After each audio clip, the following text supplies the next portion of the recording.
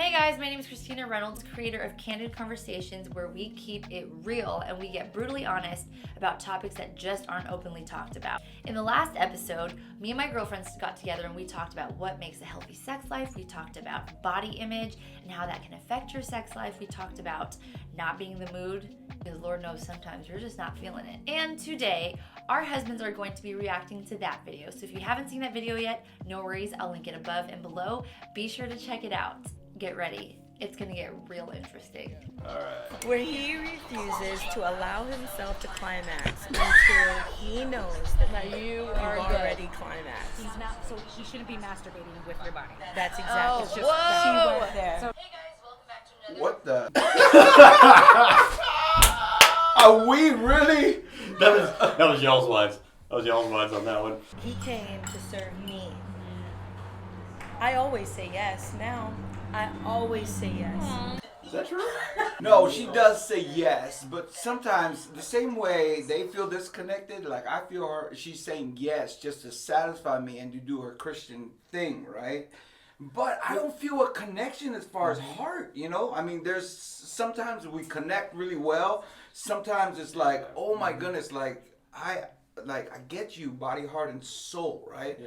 But I mean, she said there's times where she say yes, and it sounds like just get over it. Yes, you know. I go, thank you so much. You are amazing. But at the end of it, like, I mean, seriously, like, at the end of it, I feel just as empty as if she used my body for masturbation.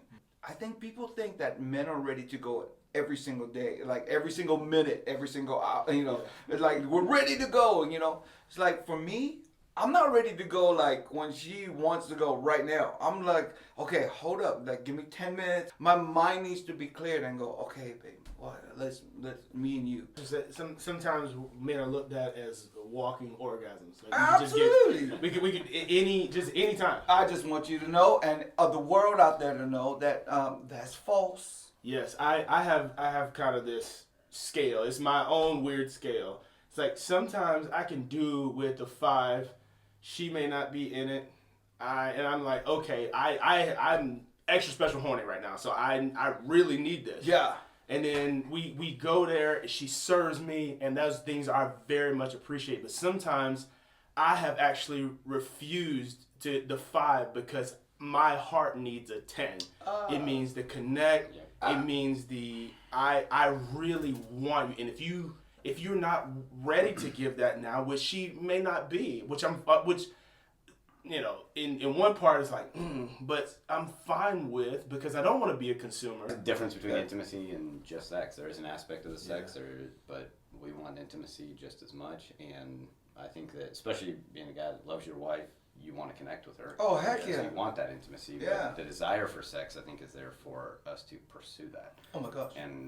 But there has to be the response, and it's a two-way street. Everything in marriage takes 2, but sometimes it's like people, they feel like sex doesn't take that same. It doesn't. There's no full reciprocity on both ends, and we have to have that. Now our sex life is amazing. Like it's pleasurable for her and I.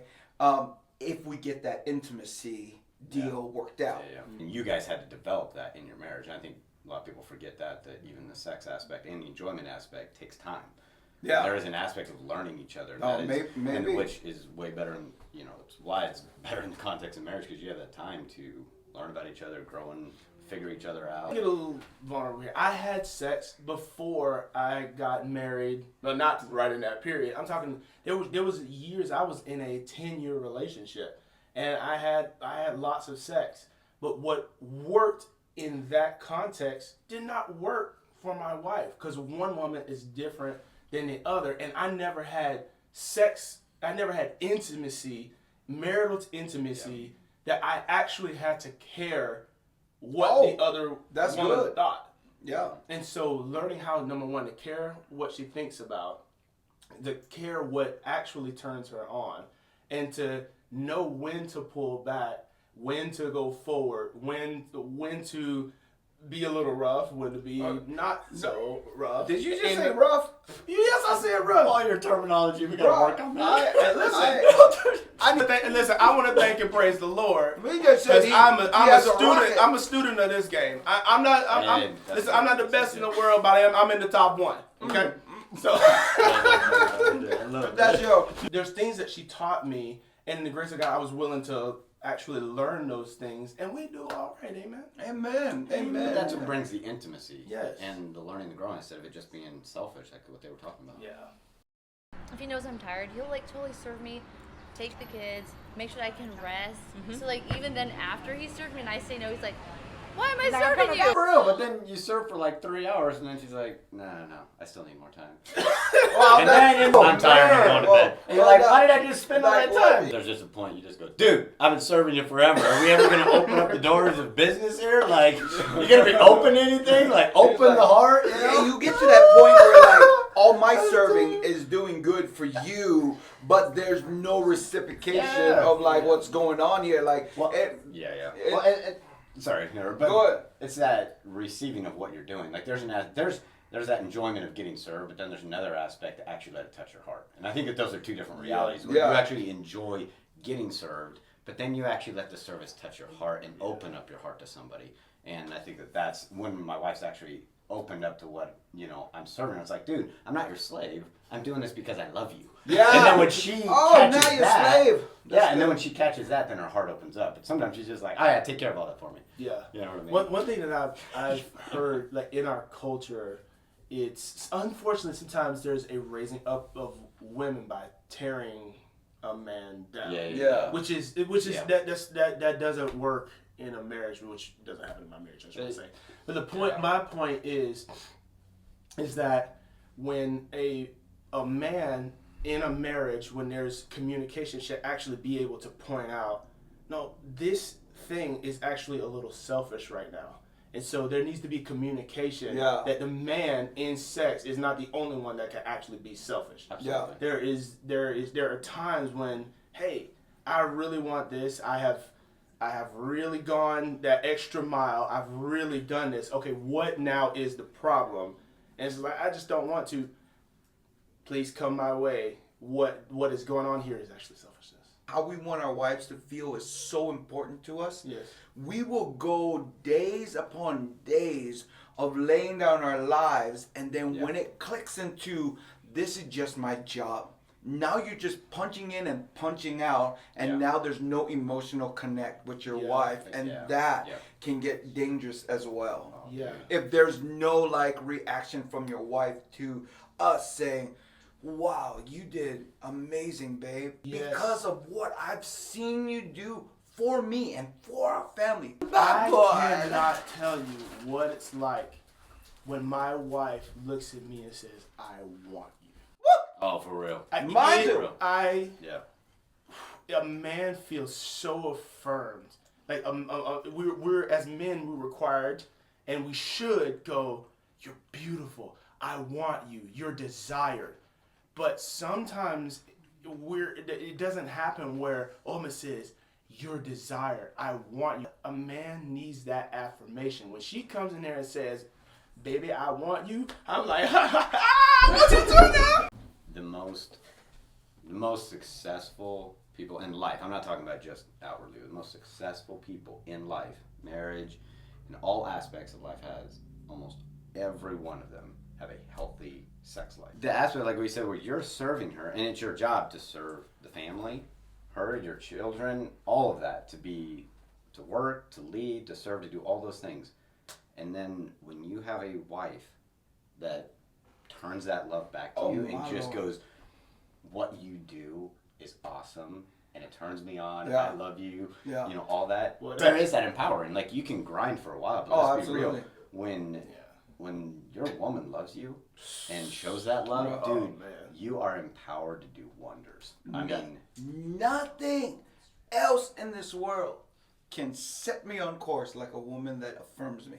For real. Oh, like she just say one word of affirmation in my day as I'm headed out the door, and my entire day just blows up. I know all the Lego pieces will fall into place. Yeah. It doesn't matter what happens. It doesn't matter what happened. I take real. that failure and make it into a success. You can face any war. Yeah, at that She point. can say, we got $1,000 check. You don't do that for me. She says, I respect you. I'm like, girl, what can I do for you? Mhm. Woo! My wife's voice can bring me to life or can kill me on the spot. Yeah, I mean, that's just the It's way part it of is. you. My wife can build me up or tear me down. Mhm. I don't care. I mean, everything can come external and you know, outside of our marriage. Somebody could talk about me like a dog, and I feel, you know, it just bounces off. No big deal. Yeah. But if she tears into me, I'm reduced to preschool. Absolutely. Absolutely. It's actually terrible. Yeah. Yeah. And that's what we're talking But about. it works the same way with affirmation. as Yes. well. Absolutely. That's what we're talking about before, is when your wife's behind you, you can face any battle. Yeah. Oh. And it's the hardest thing to if you know sometimes the money is greater, sometimes the money is less. It's the hardest thing to come in the house. Sometimes I gotta prepare myself. I gotta sit down. Man, I need a drink of water. Hey, babe, come sit down.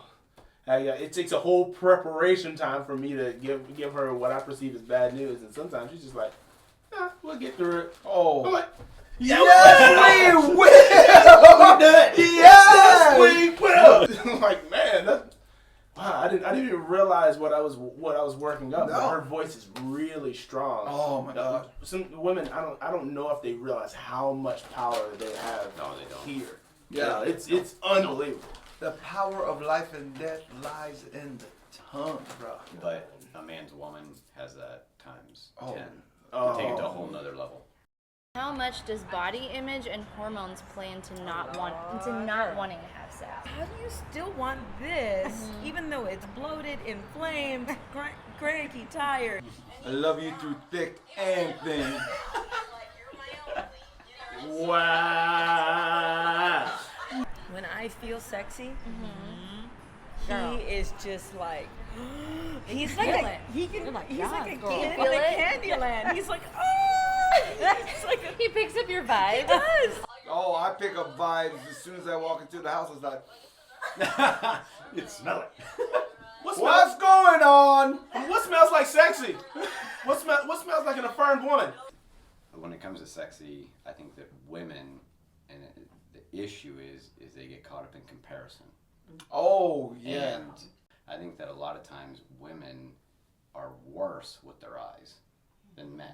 Meaning that they're looking at women and they're not going, oh, I'm attracted to that. What they are going is jealous, envy, and comparison of themselves with that woman. And thus, it's their own form of lust where they're allowing the comparison of another woman and how they look to go, oh, I wish I was like that. And then next one, I wish I was like that. Next one, I wish I was like that. And don't you wish I was like that? And then they apply that to you, and then because they're not like that, they withhold themselves even more to go, well, I'm not that, so.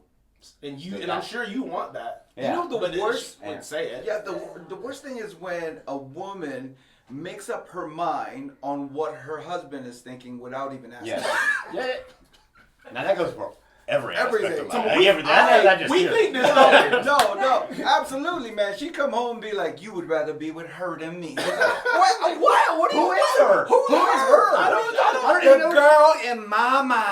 I don't even know her. I don't even know her. I've never seen You her. saw her. She was wearing Gucci from the floor on up. It's like, I don't like it Gucci. sounds like Who's you want Gucci? to be in Gucci. But I really mean it, though, the women get into such a comparison game, and then because they don't find themselves beautiful, but it's because they're comparing themselves to everybody else, Comparing, that's good. rather than letting their sexiness be defined by Woo! a man. Woo!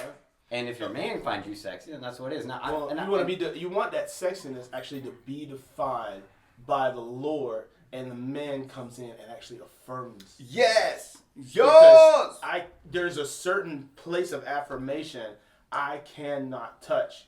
Because particularly in the period where she was talking about where she had more weight, and I don't care how many times I said you're beautiful. I could say you're beautiful. I could have popped out of her sock drawer. Hey, you're beautiful. But I mean, I write a note, put a post-it note, put it in a Bible, slip it around there. Tattoo it on your eyelids. Yeah, I could have had somebody else come up and hand her a note from me in a totally weird place, and she was read the note and be like, nah.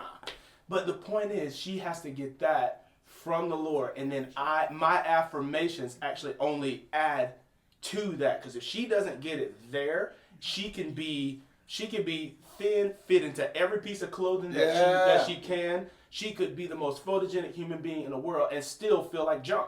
Yeah, and it was, and so that's the thought. Yeah. So I think that there's comparison. I think another thing is the issue of sexiness is not just physical. Just because someone has the perfect body does not make them sexy. Like, you get around your woman and the things about her, of her character, of who she is on the inside. Like, yes, there's the physical dimension of it, but their like confidence, their talents, their giftings, we find those things attractive and sexy. Even the mercy that she shows me when I jack up. Exactly. And when she said, I forgive you, I'm like, yeah. Can we kiss? Yeah. And so sexiness is not just physical, it's every part of who you are. And when you are confident and you believe in who you are and you're operating in who God created you to be and you have confidence in that, that is attractive. You see that all the time. Like, all the time. Yeah, the person that agrees with who they are and loves themselves, that is attractive. Confidence is sexy. Yes, sir. And so I think that there's the comparison issue. I think that sexiness is way beyond just the physical aspect. But then the third thing is the issue of love. There's going to be times in your life that you are more physically attractive than others. But if you don't allow me to love you in that place, where is the aspect of love beyond just the physical side and allowing me to be attracted to more of you than just the physical side? Let me into your fat. Let me into your skinny. Let me into your medium. Let me get in. Let me into those places, because if you can't be vulnerable with me when you fat, who else can you be vulnerable with? Yeah. That's a great point. Because that's where I want to get in. I want to get in on that. That's the only thing that makes me different from another guy. Thank you. Yeah, and that's the point. And that's where the love comes in. That's where you're allowing me to love you. And here's the thing is, when you feel loved, then you'll have that strength to go, well, I'm not feeling real healthy right now. I want to get healthy. And then what they were talking about I want to exercise. I want a clear mind. I want to eat right. And I want to be the best, version of me that I can be. I mean, all that stuff is awesome, but you'll be empowered to do that when you let me love you where you are. Remember that it's a two-way street. That's the biggest thing, is that the intimacy is both sides. Yes. And I think it hits up what you said in the beginning was the issue of learning from one another, growing with one another. You're going to do it wrong. You're going to mess up. The biggest thing is, are you humble enough to hear from each other, learn from each other, hear what they have to say, don't assume what they're thinking, hear what they're thinking, and grow in it together. And if you do that, then over time, your marriage will only continue to ripen and That's right. mature into its fullness. So That's right. So break on 3. 1, 2, 3. Break.